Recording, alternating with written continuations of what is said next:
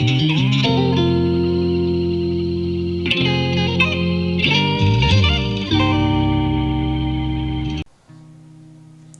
retrouvons notre classeur Excel Astuces. Pour l'astuce numéro 32, nous allons utiliser un contrôle qui s'appelle la toupie. Je vais donc activer l'astuce 32. J'ai par exemple ici un planning. Planning 2023 sur janvier. J'ai l'année 2023 et j'ai le mois 1 qui correspond au mois de janvier. Et là, j'ai le déroulé de chaque jour du mois avec le nom du jour correspondant. Et voilà, donc j'ai mon planning jusqu'à 31. Ce que je voudrais en réalité, c'est faire varier le planning en fonction des deux informations qui sont dans les cellules orange. Donc en I5 et en L5. Mais plutôt que de taper l'information, je vais me servir d'un contrôle qui va me permettre par activation de faire varier les valeurs en année et en mois. Regardez. J'active le menu développeur. Je retrouve le ruban et sur ce ruban, dans le groupe contrôle, j'utilise la commande insérer.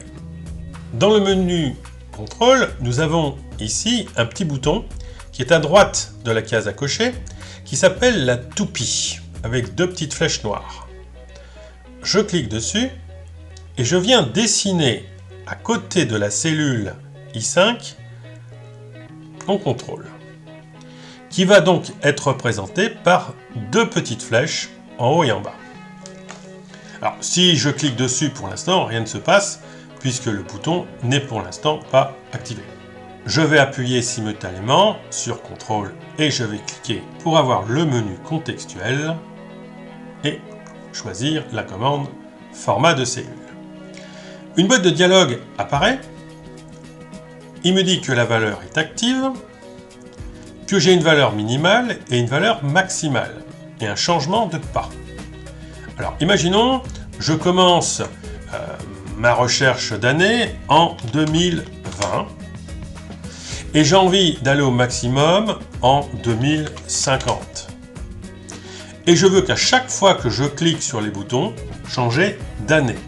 Donc, le changement de pas sera de 1. Quelle est la cellule liée? Je clique et je désigne la cellule qui contient l'année 2023 ici. Et donc, c'est le I5. Je clique. Je laisse l'ombrage qui donne un petit effet à mes boutons et je dis OK. Vous voyez que automatiquement, il a inscrit la valeur 2020 dans la cellule I5 et le planning en dessous s'est adapté. Maintenant, je clique n'importe où pour valider et je viens jouer avec les petits boutons. J'appuie sur le bouton du haut, je passe à 2021. Je clique sur le bouton du haut, je passe à 2022. Et on voit qu'à chaque fois que je change d'année, le planning en bas se recalcule.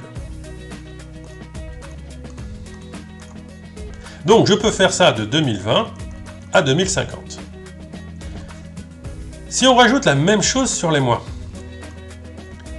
je retourne dans le ruban développeur, insérer, je prends la toupie, je dessine une petite toupie à côté de ma cellule L5, j'appuie sur CTRL et je clique bouton de droite avec la souris. Menu contextuel, format de contrôle. Valeur active.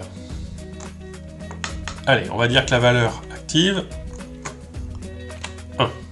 Valeur minimale, 1. Valeur maximale, 12. Changement de pas, 1, parce que je veux changer de mois en mois. Cellule liée, je désigne L5. Et je laisse l'ombrage. Je clique à côté pour valider. Donc je suis bien positionné sur le 1, donc sur le premier mois, comme je l'indiquais.